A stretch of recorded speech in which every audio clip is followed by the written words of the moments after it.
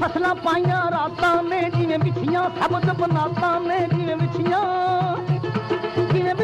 सबज बनातां ने ते कणकां चौल सगातां ने साडे देश दियां क्या बातां ने धरती ए धरती पंज दरियावां दी ए धरती।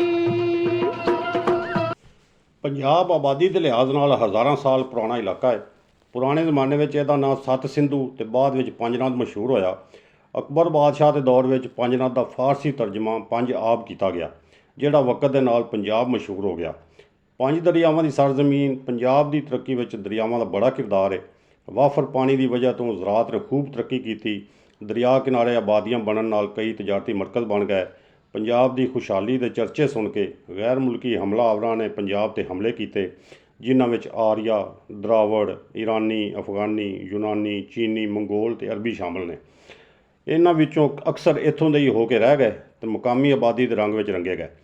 ਮੁਸਲਮਾਨ ਬਾਦਸ਼ਾਹਾਂ ਦੇ ਨਾਲ ਮੁਸਲਮਾਨ ਤਾਜਰ, ਮੁਬਲਗ ਤੇ ਸੂਫੀਆ ਵੀ ਆਏ, ਜਿਨ੍ਹਾਂ ਦੀ ਤਬਲੀਗ ਤੇ ਕਿਰਦਾਰ ਤੋਂ ਮੁਤਾਸਰ ਹੋ ਕੇ ਲੱਖਾਂ ਮੁਕਾਮੀ ਲੋਕ ਮੁਸਲਮਾਨ ਹੋ ਗਏ। ਪੰਜਾਬੀ ਇਸ ਇਲਾਕੇ ਵਿੱਚ ਬੋਲੀ ਜਾਣ ਵਾਲੀ ਸਭ ਤੋਂ ਵੱਡੀ ਤੇ ਪੁਰਾਣੀ ਜ਼ੁਬਾਨ ਹੈ। ਪੰਜਾਬ ਵਿੱਚ ਆਉਣ ਵਾਲੇ ਸੂਫੀਆ ਤੇ ਬਜ਼ੁਰਗਾਨੇ ਦੀਨ ਨੇ ਪੰਜਾਬੀ ਜ਼ੁਬਾਨ ਨੂੰ ਅਪਣਾਇਆ ਤੇ ਲੋਕਾਂ ਨੂੰ ਉਹਨਾਂ ਦੀ ਜ਼ੁਬਾਨ ਵਿੱਚ ਇਸਲਾਮ ਤੇ ਭਾਈਚਾਰੇ ਦਾ ਦਰਸ ਦਿੱਤਾ।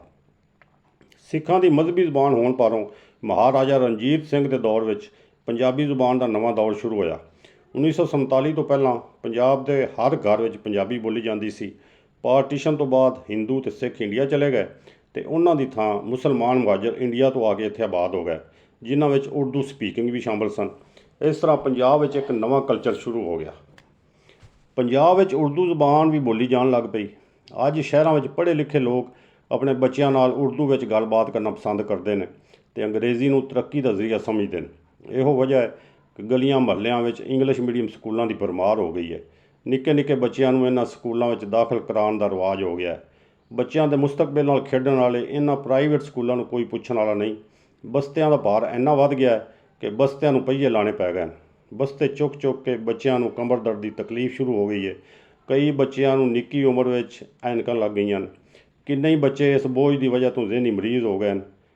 3 ਸਾਲ ਦੀ ਉਮਰ ਦੇ ਬੱਚਿਆਂ ਨੂੰ ਸਕੂਲ ਦਾਖਲ ਕਰਵਾਉਣਾ ਇੰਝ ਹੀ ਹੈ ਜਿਵੇਂ ਬਾਜ਼ਾਰ ਵਿੱਚ ਤੋਤਿਆਂ ਦੇ ਛੋਟੇ ਛੋਟੇ ਬੱਚੇ ਮਿਲ ਜਾਂਦੇ ਨੇ। ਉਹਨਾਂ ਦੇ ਨਾਲ ਖੁਰਾਕ ਵਾਸਤੇ ਸੁਰਿੰਜ ਤੇ ਪਾਊਡਰ ਵੀ ਦਿੱਤਾ ਜਾਂਦਾ ਹੈ। ਇਸ ਤਰ੍ਹਾਂ ਦੇ ਪਲੇ ਤੋਤਿਆਂ ਨੂੰ ਕੀ ਪਤਾ ਕਿ ਸਾਡੇ ਮਾਂ-ਬਾਪ ਕੌਣ ਸੀ ਤੇ ਕਿੱਥੇ ਰਹਿ ਗਏ ਤੇ ਸਾਡੀ ਬੋਲੀ ਕਿਹੜੀ ਸੀ। ਇਹੋ ਮਿਸਾਲ ਇਨਸਾਨੀ ਬੱਚੇ ਦੀ ਹੈ। ਹੋਸ਼ ਸੰਭਾਲਣ ਤੋਂ ਬਾਅਦ ਬੱਚਾ ਸਭ ਤੋਂ ਪਹਿਲਾਂ ਆਪਣੇ ਘਰ ਤੇ ਆਲ ਦੁਆਲੇ ਤੋਂ ਮੁਤਾਸਰ ਹੁੰਦਾ ਹੈ। ਬੱਚੇ ਦਾ ਸਭ ਤੋਂ ਪਹਿਲਾ ਤੇ ਨੇੜਲਾ ਰਿਸ਼ਤਾ ਆਪਣੀ ਮਾਂ ਨਾਲ ਹੁੰਦਾ ਹੈ। ਇਸ ਲਈ ਮਾਦਰੀ ਜ਼ੁਬਾਨ ਸਿੱਖਣ ਲਈ ਉਹਨੂੰ ਕਿਸੇ ਸਕੂਲ ਜਾਣ ਦੀ ਲੋੜ ਨਹੀਂ ਪੈਂਦੀ। ਬੱਚਾ ਆਪਣੇ ਆਪ ਹੀ ਸਿੱਖ ਜਾਂਦਾ ਹੈ। ਆਪਣੇ ਘਰ ਤੇ ਆਲ ਦੁਆਲੇ ਦਾ ਮਾਹੌਲ ਤੇ ਰਸਮੋ ਰਿਵਾਜ ਬੱਚੇ ਦਾ ਕਲਚਰ ਹੁੰਦਾ ਹੈ। ਜਿਸ ਉਮਰ ਵਿੱਚ ਬੱਚੇ ਨੇ ਘਰੋਂ ਸਿੱਖਣਾ ਹੁੰਦਾ ਹੈ, ਉਸ ਉਮਰ ਵਿੱਚ ਉਹਨੂੰ ਸਕੂਲ ਭੇਜ ਕੇ ਮਾਵਾਂ ਟੀਵੀ 'ਤੇ ਡਰਾਮੇ ਵੇਖ ਰਹੀਆਂ ਹੁੰਦੀਆਂ ਹਨ। ਨਿੱਕੀ ਉਮਰ ਵਿੱਚ ਬੱਚਿਆਂ ਨੂੰ ਸਕੂਲ ਘੱਲ ਕੇ ਅਸੀਂ ਉਹਨਾਂ ਦਾ ਬਚਪਨ ਖੋ ਰਹੇ ਹਾਂ। ਹੈਰਾਨੀ ਦੀ ਗੱਲ ਇਹ ਹੈ ਕਿ ਅਸੀਂ ਅੰਗਰੇਜ਼ੀ ਦੇ ਮਾਹਿਰ ਬਣਨਾ ਚਾਹੁੰਦੇ ਹਾਂ, ਪਰ ਅੰਗਰੇਜ਼ਾਂ ਦੇ ਇਸ ਕੰਮ ਦੀ ਨਕਲ ਨਹੀਂ ਕਰਦੇ ਕਿ ਇੰਗਲੈਂਡ, ਜਾਪਾਨ, ਅਮਰੀਕਾ, ਜਰਮਨੀ, ਚੀਨ ਤੇ ਕਈ ਹੋਰ ਮੁਲਕਾਂ ਵਿੱਚ 5 ਸਾਲ ਦੀ ਉਮਰ ਵਿੱਚ ਬੱਚੇ ਨੂੰ ਸਕੂਲ ਦਾਖਲ ਕਰਾਇਆ ਜਾਂਦਾ ਹੈ ਤੇ ਮਾਦਰੀ ਜ਼ੁਬਾਨ ਵਿੱਚ ਤਾਲੀਮ ਦਿੱਤੀ ਜਾਂਦੀ ਹੈ। ਤਰੱਕੀ ਯਾਫਤਾ ਇਹਨਾਂ ਮੁਲਕਾਂ ਨੇ ਬੱਚਿਆਂ ਨੂੰ ਮੁਕਾਮੀ ਜ਼ੁਬਾਨ ਵਿੱਚ ਤਾਲੀਮ ਦੇ ਕੇ ਤਰੱਕੀ ਕੀਤੀ ਹੈ। ਕਿਸੇ ਵੀ ਮੁਲਕ ਦੀ ਤਰੱਕੀ ਵਿੱਚ ਸਭ ਤੋਂ ਵੱਡੀ ਰੁਕਾਵਟ ਗੈਰ ਮਾਦਰੀ ਜ਼ੁਬਾਨ ਹੁੰਦੀ ਹੈ। ਇਹੋ ਗਲਤੀ ਅਸੀਂ ਕਰ ਰਹੇ ਹਾਂ। ਆਪਣੀ ਮਾਂ ਬੋਲੀ ਨੂੰ ਛੱਡ ਕੇ ਅਸੀਂ ਗੈਰਾਂ ਦੀ ਜ਼ੁਬਾਨ ਨੂੰ ਤਰੱਕੀ ਦਾ ਜ਼ਰੀਆ ਸਮਝ ਲਿਆ। ਕਿਸੇ ਖੂਬ ਆਖਿਆ ਹੈ, ਜਿਹੜੇ ਲੋਕ ਪੰਜਾਬ 'ਚ ਰਹਿ ਕੇ ਪੰਜਾਬੀ ਅਖਵਾਉਂਦੇ ਨੇ, ਇਸ ਧਰਤੀ 'ਚੋਂ ਨਿਕਲਣ ਵਾਲਾ ਅੰਨ ਵੀ ਸਾਰਾ ਖਾਂਦੇ ਨੇ। ਬੋਲਣ ਲੱਗਿਆਂ ਉਹ ਪੰਜਾਬੀ ਕਿਸ ਗੱਲੋਂ ਸ਼ਰਮਾਉਂਦੇ ਨੇ। ਸਾਡੇ ਦੇਸ਼ ਦੀ 70% ਆਬਾਦੀ ਪਿੰਡ ਦੀ ਜ਼ਿੰਦਗੀ ਨਾਲ ਤਾਲੁਕ ਰੱਖਦੀ ਹੈ। ਜਿਹੜੇ ਲੋਕ ਸ਼ਹਿਰਾਂ ਵਿੱਚ ਰਹਿੰਦੇ ਨੇ, ਉਹਨਾਂ ਦੀ ਵੀ ਅਕਸਰੀਅਤ ਪਿੰਡਾਂ ਵਿੱਚ ਉੱਠ ਕੇ ਆਈ ਹੈ। ਹਰ ਜ਼ੁਬਾਨ ਦਾ ਆਪਣਾ ਖਾਸ ਕਲਚਰ ਤੇ ਮਿਜ਼ਾਜ ਹੁੰਦਾ ਹੈ। ਉਰਦੂ ਦਾ ਮਿਜ਼ਾਜ ਸ਼ਾਹਾਨਾ ਤੇ ਸ਼ਹਿਰੀ ਹੈ। ਉਰਦੂ ਦਾ ਕਲਚਰ ਲਖਨਊ ਤੇ ਦਿੱਲੀ ਵਿੱਚ ਰਹਿ ਗਿਆ, ਪਰ ਉਰਦੂ ਜ਼ੁਬਾਨ ਇੱਥੇ ਆ ਗਈ। ਉਰਦੂ ਰਾਬਤੇ ਦੀ ਜ਼ੁਬਾਨ ਤੱਕ ਠੀਕ ਹੈ।